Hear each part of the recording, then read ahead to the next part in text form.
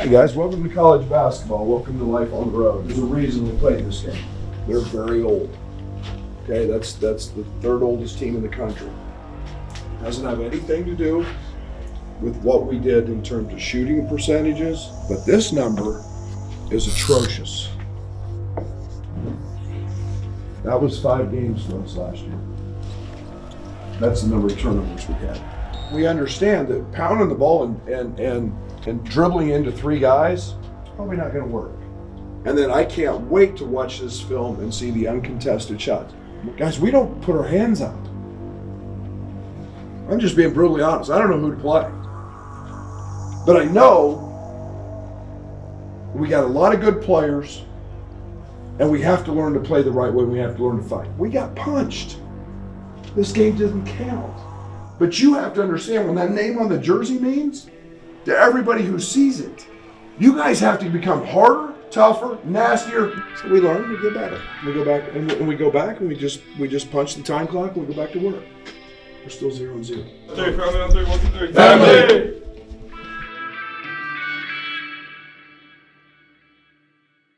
Yeah, it's no secret who has the biggest impact on our player development in the offseason. Fletch. Oh, Fletch.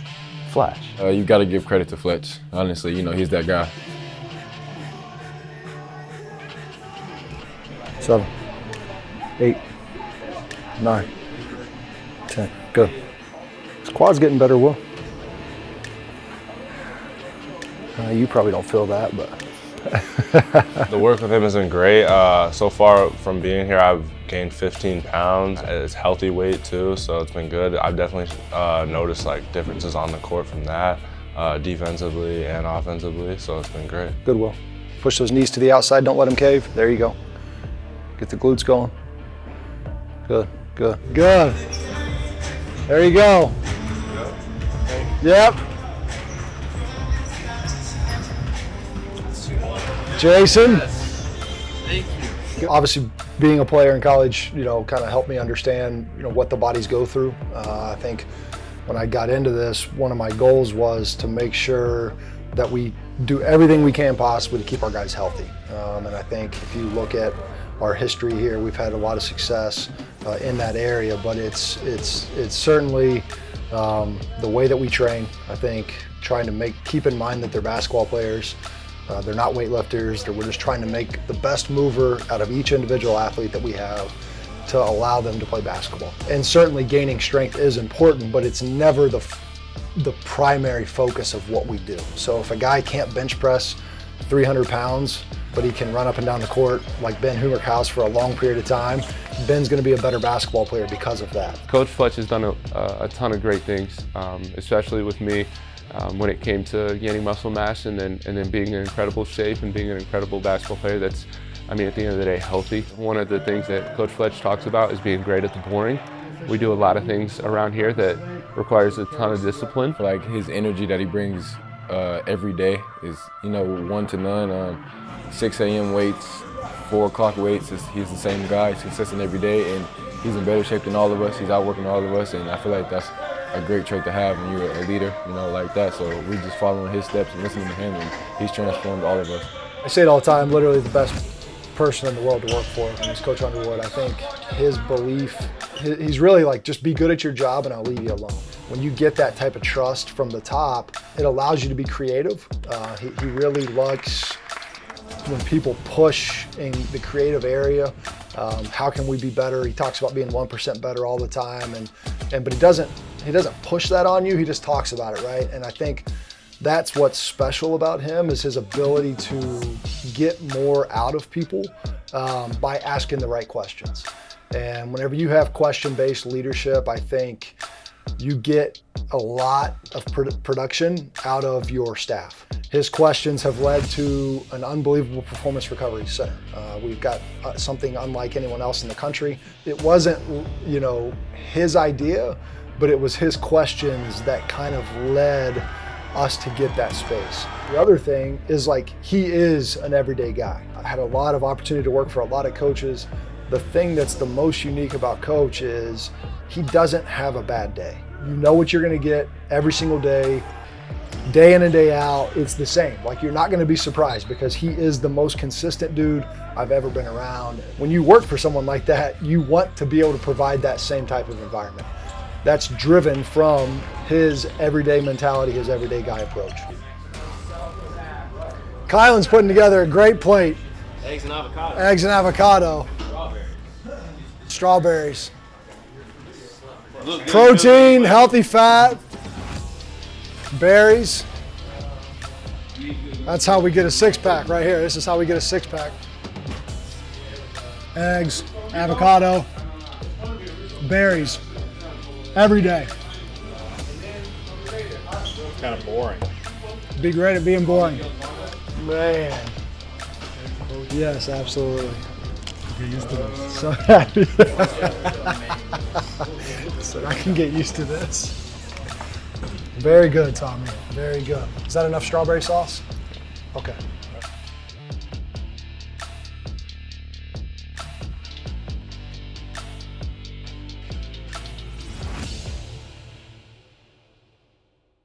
Truly believe in the process and the journey, and that's something my dad always preached to me growing up. But some of my proudest moments are at this university, being able to graduate here from 3 degrees. The lifelong friendships is probably what means the most to me. As I know everyone that's come through this program, whether it's Andres Feliz, Kipper Nichols, Trent Frazier, LaRon Black, like the sacrifice that those guys went through to get the program where it is now means so much to me. Yeah, it's an ongoing process. We're constantly evaluating every player in the amateur basketball universe. So that's college players, high school kids, international amateurs, and evaluating them on their fit with specific skill sets within our program.